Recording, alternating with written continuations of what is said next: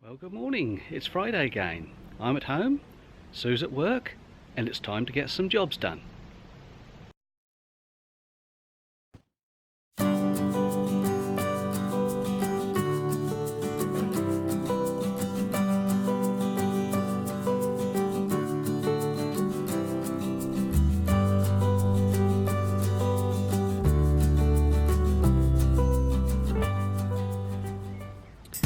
Well, the first of our jobs this morning is to sort out a little problem we had last week in Wales.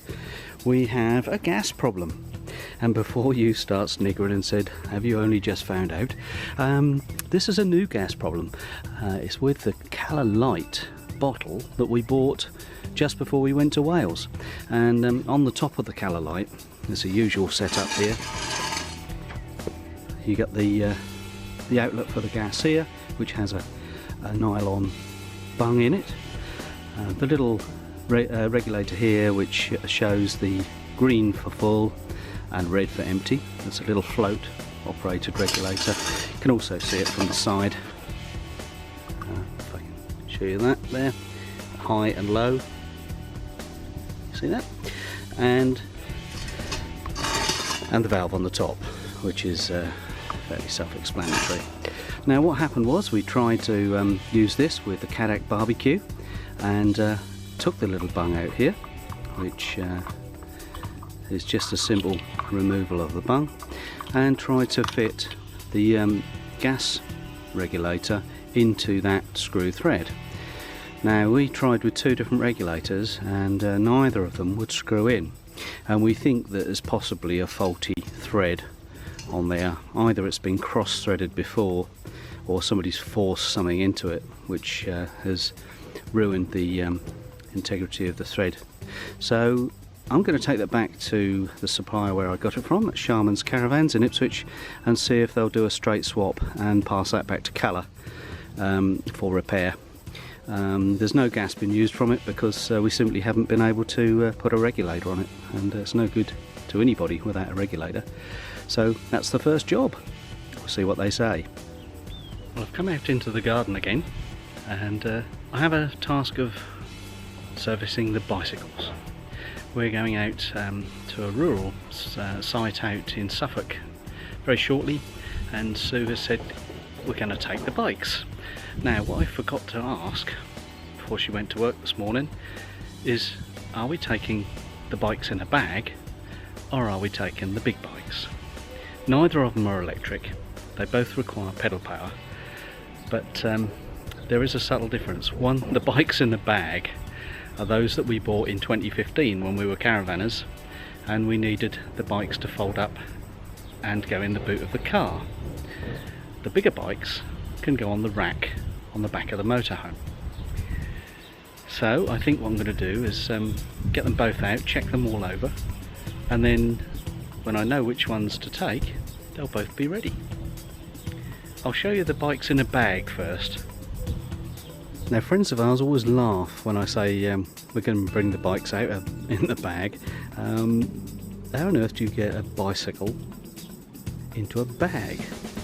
Well, like everything else I suppose, if they fold small enough you can get them into one of these bags. Now this is a bit dusty, it's been in the garage for nearly a year. We used to use these bikes when we were rally marshals. Hello Sophie. And we haven't been rally marshalling for a while now, so they've tended to gather dust. And the company, I just checked, the company that supplied these have now gone out of business, I believe, and they're not on the internet anymore. It was www.bicyclesforyou.com. Excellent company, we bought quite a few things from them, but they're now out of business. But I think you can buy this sort of thing from elsewhere, and I'll get them out of the bag and show you what they look like.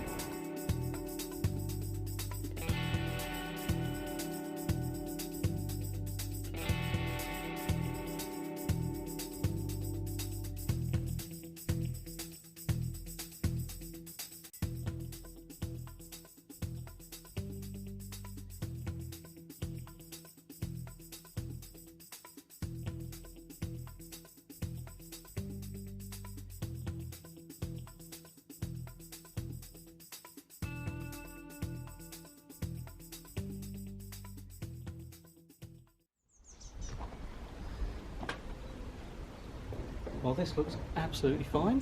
I've checked it over, all working well. Just needs a bit more air in the tyres. But I'll show you a picture of what these two little bikes looked like when we bought them in 2015 next to our caravan.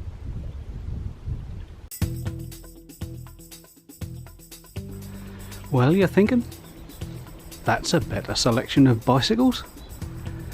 I'm going to check them over and we'll be taking two of those with us at the weekend.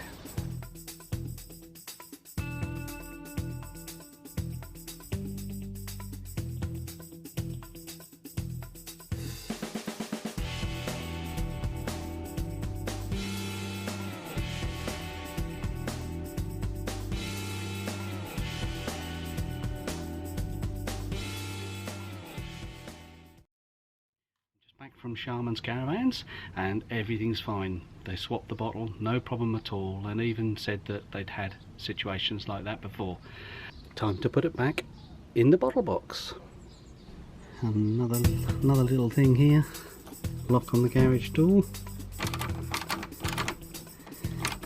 I managed to unlock the garage door, but unfortunately the mortise lock seems to be having a bad hair day. Well, our motorhome is almost 8 metres long. It's 7.77 metres according to Swift, the manufacturer, and with the bike rack, as you can see behind me there, on the back as well, that does extend the back of the van another 6 or 7 inches. Up until recently I've been putting a board on the back, a reflective board on the back of the bike rack, and use it when the bikes are on the van anyway, but leave it on there just for safekeeping. Now, it's been on there for 2 years. The van is 2 years old and that board has now become a little bit frayed. Let me show you. So here's the back of the motorhome with the bike rack in the folded position, and even when driving along in the folded position I would normally have this board on the back of the van here. It's a reflective board. It just helps vehicles to see me in the dark, but what's happened over the 2 years is that the ends have become brittle and the eyes that attach it to the van have gone rusty, and I didn't really want leaving marks on the van, rusty marks, so I bought a new one, and here it is, identical. It lasts 2 years, and as you can see the price tag there, £7.85. I think I can probably just about afford that, so I'm going to put that on the back there. And there is a reflective board on the back of the motorhome, ready to go. My little helper. So I've fitted a brand new 5-lever Yale lock, mortise lock, on the garage. There we go, look at that, what a beauty.